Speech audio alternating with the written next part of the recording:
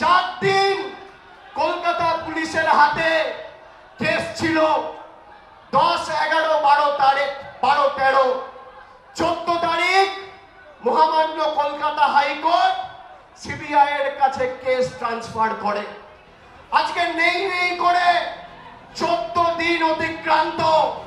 যারা সন্দীপ ঘোষের অ্যারেস্ট নিয়ে দাবি তুলছিল, কেন 14 দিন এই খুন আর ধর্ষণের মামলায় সন্দীপ ঘোষ অ্যারেস্ট হয়নি? সিবিআই কে জবাব দিতে হবে। আরজিকর কাণ্ডে নাম জড়িয়েছে প্রাক্তন অধ্যক্ষ ডক্টর সন্দীপ ঘোষের। তার বিরুদ্ধে উঠেছে গুচ্ছ অভিযোগ, উঠেছে প্রভাবশালী তত্ত্ব। ঘটনার 14 দিন পরেও কেন তাকে গ্রেফতার করা হচ্ছে না, ইতিমধ্যেই সেই প্রশ্ন তুলেছেন দেশের নাগরিক সহ বিরোধীরা। এবার মেয়র রোডে আয়োজিত ছাত্র সমাবেশ থেকে সিবিআই এর উদ্দেশ্যে ওই একই প্রশ্নই ছুড়ে দিলেন তৃণমূল সাংসদ অভিষেক বন্দ্যোপাধ্যায়। তার কথায় 14 দিন পরেও খুন ধর্ষণের মামলায় সন্দীপ ঘোষকে কেন গ্রেফতার করা হয়নি, জবাব দিতে হবে সিবিআইকে। তবে চুপ থাকেনি বিরোধীরাও। তথ্য প্রমাণ ছাড়া কাউকে গ্রেফতার করা যায় না, দাবি বিজেপির রাজ্য সভাপতি সুকান্ত মজুমদারের। অভিষেককে বলবো তার পিসিকে প্রশ্নটা করছে, আর পিসির নির্দেশে কিভাবে ডাক্তার ঘোষ তাদেরই পরিবারের একজন সদস্য, সেটাও খোঁজ নিয়ে বলবো। কিভাবে সমস্ত তথ্য প্রমাণ সরিয়েছে এটা ওনার পিসি ভালো মতোই জানেন। উনি তাহলে বুঝতে পারবেন যে কেন সিবিআই ধরতে পারছে না। তথ্য প্রমাণ ছাড়া তো কাউকে গ্রেপ্তার করা যায় না। সিবিআই তার পশ্চিমবঙ্গ পুলিশ নয়। পাশাপাশি মুখ্যমন্ত্রীকে তার তোপ, সন্দীপ ঘোষকে বাঁচানোর চেষ্টা করা হয়েছে।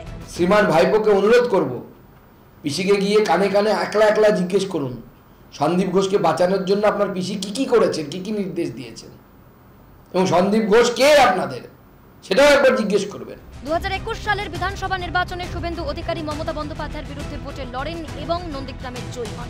সেই প্রসঙ্গ টেনে অভিষেককে খোঁচা রাজ্যের বিরোধী দলনেতা। ওর কি পরিচয় ভাইপো ছাড়া?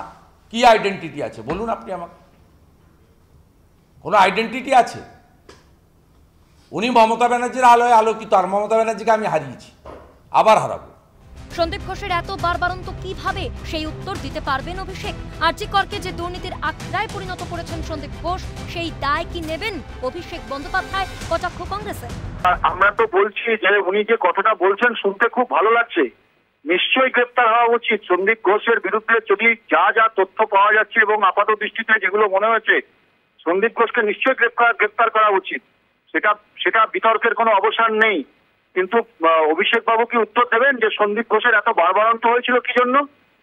সন্দীপ ঘোষ যে এত বড় মহিরু হতে পরিণত হয়েছিল, এত দুর্নীতির আখড়া করেছে আরজিকরটাকে, তার দায় কি অভিষেক বাবু নেবেন?